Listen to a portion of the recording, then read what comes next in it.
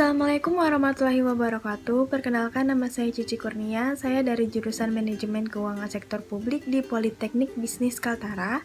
Di sini saya akan menjelaskan mengenai materi bab 4 tentang analisis laporan keuangan.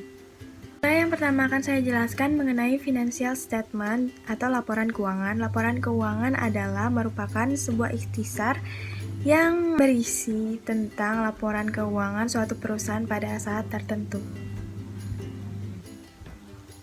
Oke, selanjutnya saya akan menjelaskan mengenai teknik-teknik yang digunakan dalam menyusun laporan keuangan, karena teknik yang digunakan itu sangat banyak sekali. Yang pertama ada rasio likuiditas yang menunjukkan hubungan kas dan aktiva lancar lainnya dengan kewajiban lancar. Rasio ini terdiri dari rasio lancar atau current ratio. Lalu yang kedua ada rasio cepat atau acid test. Ada juga rasio pengelolaan aktiva. Nah, rasio ini mengukur seberapa efektif perusahaan mengelola aktivanya. Nah, rasio ini terdiri dari rasio perputaran persediaan atau inventory turnover ratio yang bertujuan untuk menunjukkan perputaran persediaan perusahaan.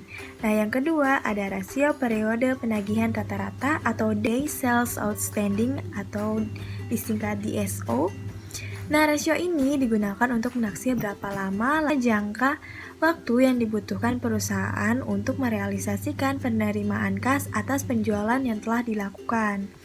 Nah, yang ketiga ada perputaran aktiva tetap atau fixed asset turnover ratio. Rasio ini berfungsi untuk mengukur efektivitas perusahaan dalam menggunakan aktiva tetapnya seperti pabrik, mesin, peralatan, dan lain-lain yang digunakan dalam jangka panjang. Nah, yang keempat ada rasio perputaran total aktiva atau total asset turnover ratio, di mana rasio ini berfungsi untuk mengukur perputaran semua aktiva perusahaan. Nah, yang ketiga ada juga rasio manajemen. Nah, rasio manajemen ini terdiri atas yang pertama, rasio total utang terhadap total aktiva atau debt ratio, yang berfungsi untuk mengukur persentasi dana pembiayaan perusahaan yang disediakan oleh kreditur. Yang kedua ada rasio kelipatan pembayaran bunga atau time interest earned atau disingkat menjadi TIE. Nah, rasio ini mengukur seberapa besar laba operasi dapat menurun sampai perusahaan tidak dapat memenuhi beban bunga tahunan. Nah, yang ketiga ada rasio cakupan beban tetap atau fixed charge coverage ratio.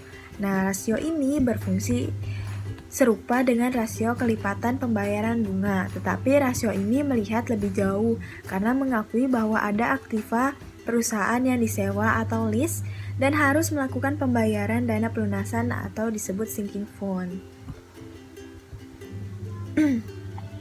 Ada juga rasio profitabilitas. Ya, rasio ini adalah hasil dari serangkaian kebijakan dan keputusan. Nah, rasio profitabilitas terdiri dari yang pertama margin laba atas penjualan yang menunjukkan tingkat kemampuan perusahaan untuk menghasilkan laba dalam setiap nilai rupiah penjualan. Yang kedua ada rasio BEP atau Basic Earning Power. Rasio ini menunjukkan kemampuan perusahaan untuk menghasilkan laba operasi. Nah, yang ketiga ada pengembalian atas total aktiva atau ROA, Return on Assets, yang menunjukkan kemampuan perusahaan untuk menghasilkan laba atas penggunaan seluruh aktivanya dalam kegiatan operasinya.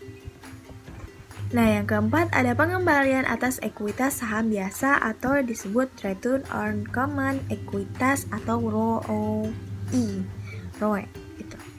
Rasio ini berfungsi untuk mengukur tingkat pengembalian atas investasi pemegang saham.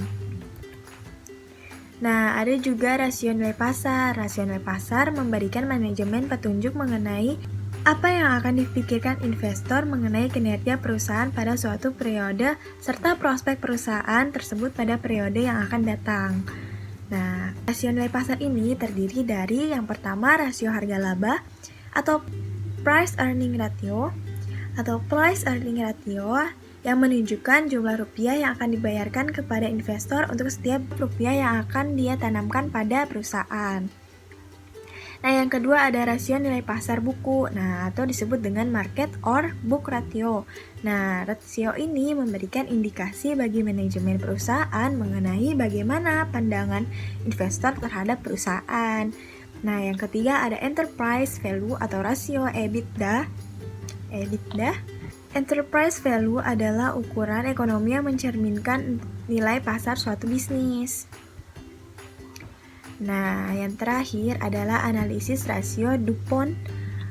Nah, analisis rasio DuPont adalah rasio keuangan yang memecah atau menjabarkan rasio return on asset atau ROA dan return on equity atau ROE menjadi beberapa komponen penting.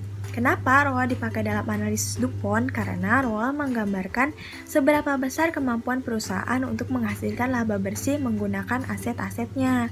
Sedangkan ROE digunakan dalam analisis DuPont karena ROE dapat menggambarkan besarnya pengembalian yang didapatkan pemegang saham. Seperti itu. Nah, lalu yang terakhir, analisis perbandingan. Analisis perbandingan ini adalah teknik analisis laporan keuangan yang dilakukan dengan cara menyajikan laporan keuangan secara horizontal dan membandingkan antara satu dengan yang lainnya dengan menunjukkan informasi keuangan atau data lainnya baik dalam rupiah atau dalam unit.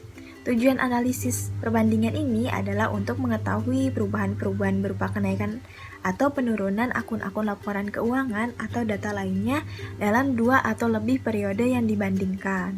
Ya, sekian yang dapat saya jelaskan mengenai analisa laporan keuangan. Kurang dan lebihnya mohon dimaafkan. Wabillahi taufiq wal hidayah. Wassalamualaikum warahmatullahi wabarakatuh.